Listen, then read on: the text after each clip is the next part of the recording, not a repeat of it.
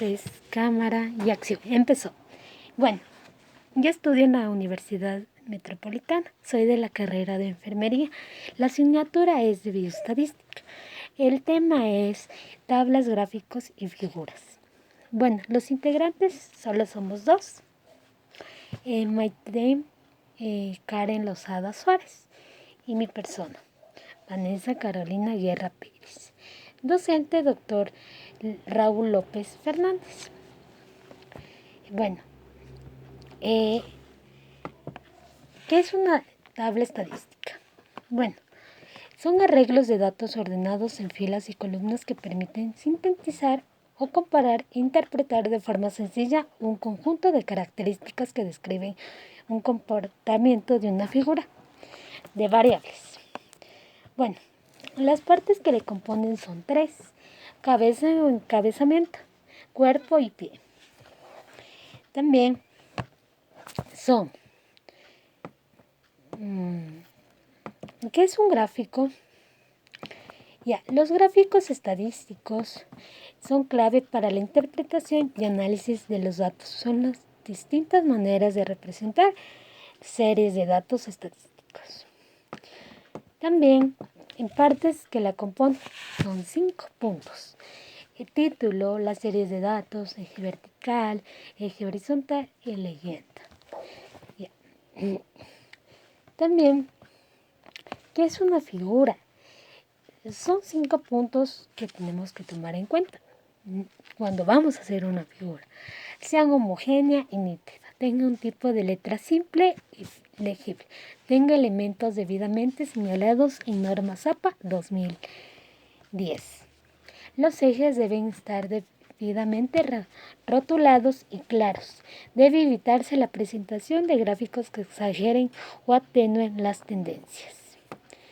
Bueno, también son 3 puntos. Debe estar proporcionalmente constituido, es decir, ni muy ancho ni muy alto. No se debe incluir series de datos, ya que esto puede más bien confundir a la persona. Debe ser sencillo, fácil de interpretar, adaptándolo adecuadamente al tipo de información que presenta. También existen tipos de figuras como leyendas y convenciones. Yo les voy a explicar sobre las leyendas. Son los textos que se ubican dentro de las figuras para explicar lo que se muestra en ellas. Pero esto debe estar en Times New Roman de 8 puntos, en redonda. La ubicación depende de las figuras, como les acomode. Convenciones. Todos los símbolos usados en la figura deben ser explicados en un cuadro de conversiones, que suele ubicarse en lado de la figura, pero la letra debe ser Times New Roman de 8 puntos, igual en redonda. También son 3 puntos. Aquí tenemos que tomar en cuenta: remisión, título general, cuerpo de la fuente de la figura. Remisión. Al igual que las tablas y cuadros de las figuras, se enumeran por el primer número que corresponde al capítulo. Título general va en la letra Times New Roman, tamaño 2 en negrita. Alineado a la izquierda, solo la primera letra en mayúscula, como se suele ser. Cuerpo de la fuente de la figura. Times New Roman, tamaño número 10. También les voy a explicar sobre variable cuantitativa discreta. Usamos los datos de la edad de los pacientes con COVID, cuya tabla de frecuencia construimos anteriormente y reflejaba los siguientes datos. Datos de edad de los pacientes con COVID. Total 80, 20, 57, 34 y 65. Y las edades eran 65, 34, 57, 29, 80. También gráfico de barras. El diagrama de barras es un gráfico idéntico en las columnas en el que los rectángulos se colocan al horizonte, se emplea para el mismo tipo de variables y su construcción es análoga. Ya. También tenemos otro punto. Histograma. Es una representación gráfica de la variable en forma de barras, no separadas entre sí, donde la superficie de cada barra es proporcional a la frecuencia de los valores representados. También tenemos otro, polígono de frecuencia. Es un gráfico lineal. Se utiliza en el caso de tener una variable cuantitativa. Para realizar el polígono se debe unir los puntos medios de las bases superiores del diagrama de barras o del histograma. Gráfico de dispersión. Los gráficos de dispersión se usan para trazar puntos de datos, un eje vertical y un eje horizontal. El otro punto también sería: en la situación mencionada, la primera ilustra una relación negativa, ya que la variable aumenta a la otra, que disminuye. También tenemos gráficos circulares. Esto es normalmente que sabemos hacer. También son llamados tortas. Se divide en un círculo en tantas porciones como clases existen, de modo que cada clase le corresponde un arco de círculo proporcional a su frecuencia, absoluta o relativa. Es un gráfico usado para representar frecuencias, porcentajes y proporciones. Gracias por su atención, licenciado.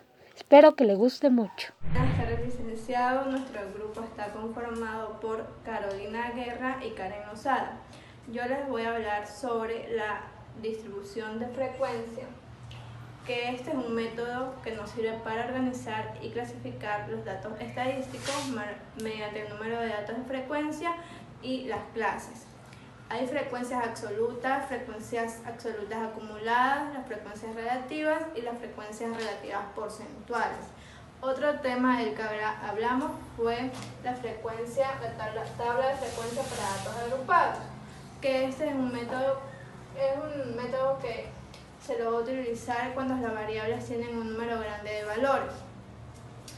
También se lo utiliza si es una variable continua, y se agrupan en valores de intervalos los que tengan la misma amplitud, que van a ser denominadas clases, y estas clases van a tener su respectivo límite.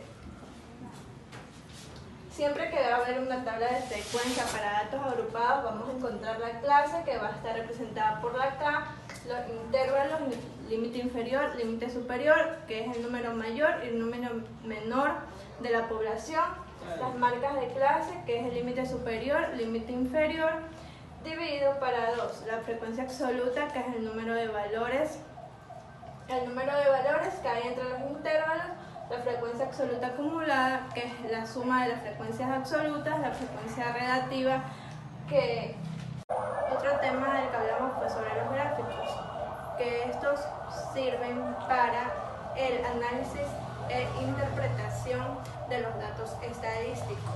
Para de esta manera ver cómo evolucionan o se comparan las variables. Dentro de estos gráficos encontramos el gráfico de columna, que este es un diagrama que va a ser representado de forma rectangular.